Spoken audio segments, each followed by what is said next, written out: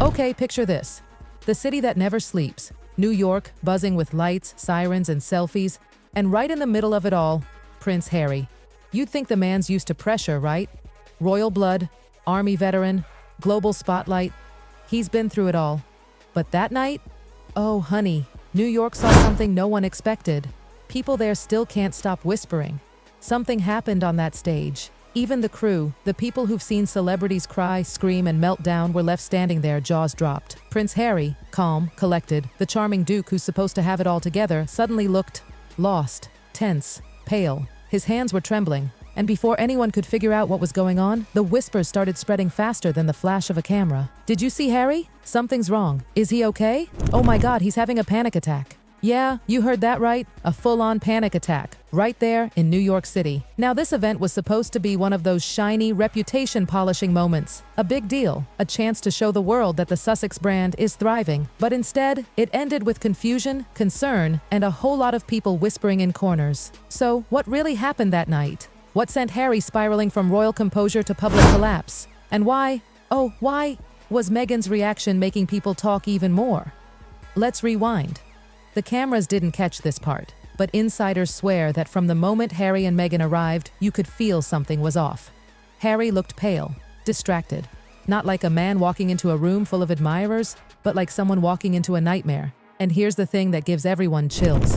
While Meghan was busy adjusting her hair and smiling for the cameras, you know, picture perfect as always, Harry was apparently just a few breaths away from completely losing it. Someone backstage said that right before his segment he froze. Literally froze. His breathing went shallow, his hands started shaking, and his eyes had that distant look, like he wasn't even there. And Meghan, she didn't even blink. No comforting whisper, no reassuring hand on his shoulder, nothing. She was reportedly standing there, checking her reflection in a handheld mirror, reapplying lipstick, making sure her hair was flawless, and while her husband was fighting to keep himself from breaking down. Now maybe that's her way of coping. Maybe she believes that keeping the smile perfect means keeping the chaos away. But for Harry, that cold silence hit harder than the panic itself. Here's the heartbreaking part. Most people don't understand that for Harry, a camera isn't just a camera, it's a trigger, it's a ghost. Every flash, every click, it drags him back to his mother's final moments. Sources say that just before stepping on stage, Harry whispered something under his breath, something about the flashes. And that's when one of the assistants realized this wasn't nerves. This was trauma, real, deep, unhealed trauma. See, it never really left him. It just hides until the lights come back on. Back in the UK, Harry used to handle those moments better. Charity events, Invictus Games, military appearances, that was his world. There he had purpose. He felt grounded. But this New York spectacle wasn't about service, it was about show. And that's the difference. Because the very world that took his mother, the world of flashing lights and screaming headlines, was the same world he had to smile for again. And that's what made that breakdown not just shocking, but painfully predictable. So, while Meghan flashed her perfect smile and posed for the photographers, Harry was standing just a few feet away, barely breathing.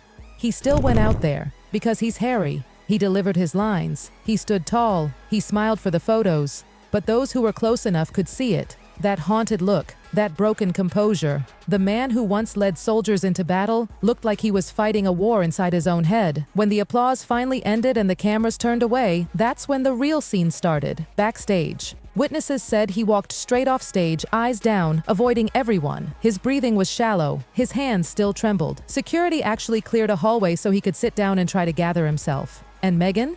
She reportedly went straight to her phone. Not to check on him, but to check the event photos. She wanted to make sure the lighting was good, the angles flattering, and that the narrative looked perfect. Yeah, you heard that right. While Harry was struggling to breathe, she was making sure the brand image stayed intact. And that's the moment insiders said everything changed. When people started realizing that for Meghan sometimes the performance matters more than the person. An aide who was there said her tone was flat, businesslike.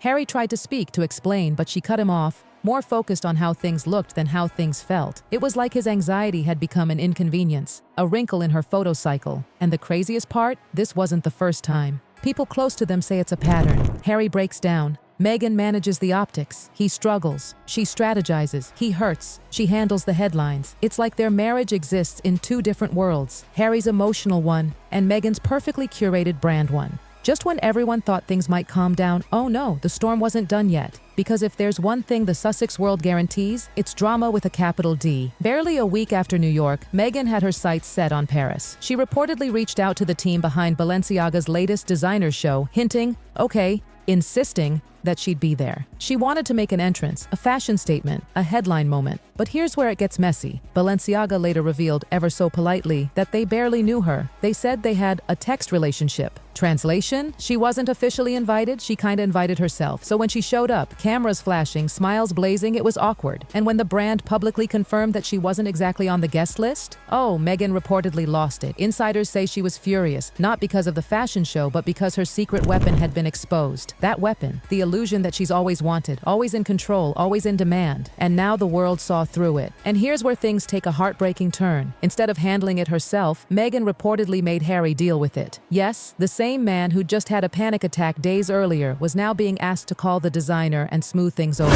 Think about that for a second. The prince who once stood tall in military uniform, leading soldiers through chaos, was now apologizing for a fashion misunderstanding he didn't even cause. The whole thing felt humiliating. A man once defined by service, now trapped in a PR circus he never signed up for. And it didn't stop there, because the next headline was even stranger. Word spread that the Sussexes were spotted having a private dinner with Ed Sheeran. Sounds fabulous, right? The Duke and Duchess dining with Britain's biggest pop star. Magazines ran wild with it. Glossy spreads, glowing captions, power dinner in New York. Since that night, sources say Harry's been different, quieter, more withdrawn. He avoids big events now. No more red carpets, no huge crowds. He sticks to small dinners, private gatherings, anywhere the cameras can't reach him. And that's the heartbreak of it all. The prince who escaped a palace only to find himself in another kind of cage. One made not of rules and crowns, but of flashbulbs and performance. Every time he steps into the light, that ghost of New York waits for him. Every cheer, every camera flash, every smile he forces, it's all a reminder of the night he could barely breathe. But here's the cruelest twist.